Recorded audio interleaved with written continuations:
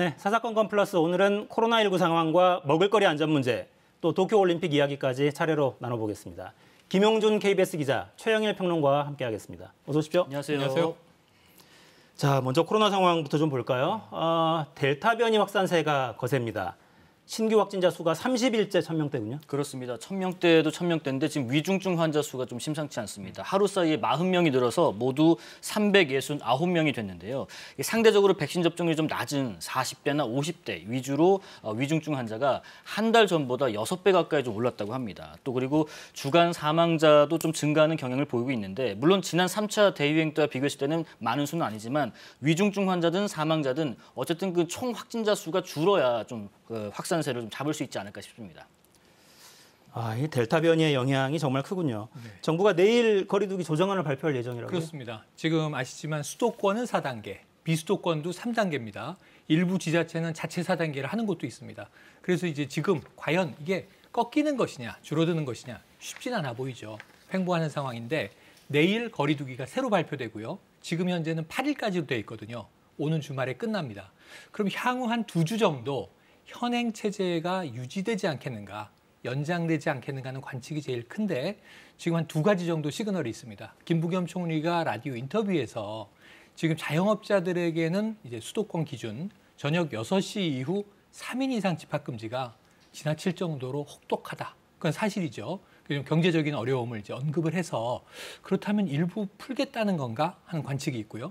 하지만 전문가들은 지금 오히려 유지가 아니라 플러스 알파, 더 고강도를 해야만 꺾을 수가 있다.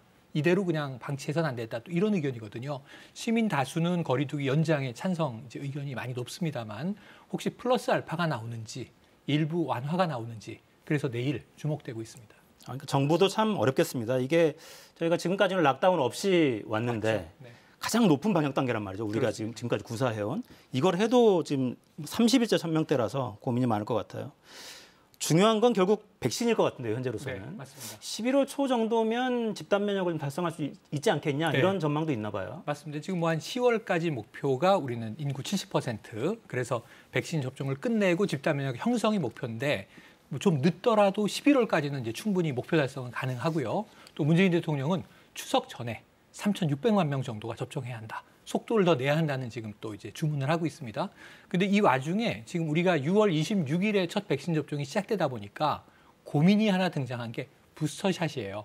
이게 면역이 6개월 가는지 1년 가는지 사람마다 다르기도 하고 정확하게 임상적으로 기간이 확정돼 있지 않은데 우리도 이제 1년 가까이 돼가고 있단 말입니다. 하반기가 되면.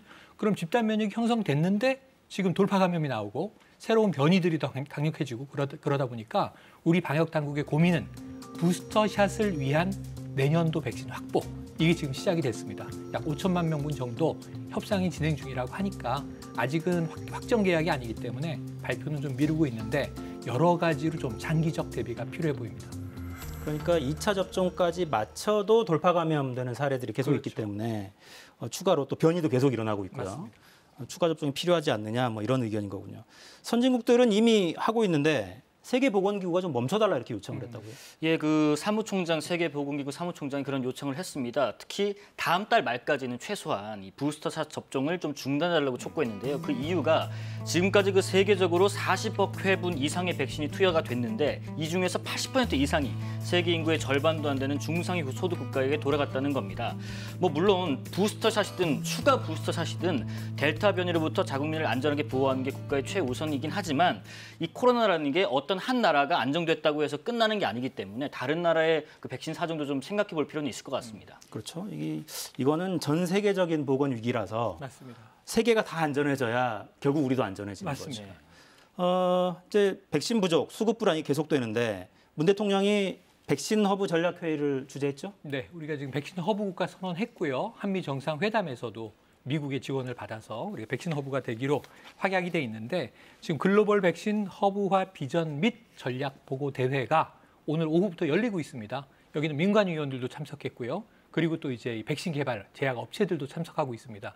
다양한 내용들이 오늘 좀 종합 정리가 될 것 같은데 이게 위원장은 김부겸 총리예요. 그런데 이제 대통령의 의지가 강합니다. 직접 회의를 지금 주재하고 있는 상황이고요. 핵심적인 내용은 뭐냐면 아까 부스터샷이라든가 백신의 안정적인 확보 문제도 있지만 중장기적으로는 우리나라가 세계 2위의 바이오 생산 국가거든요.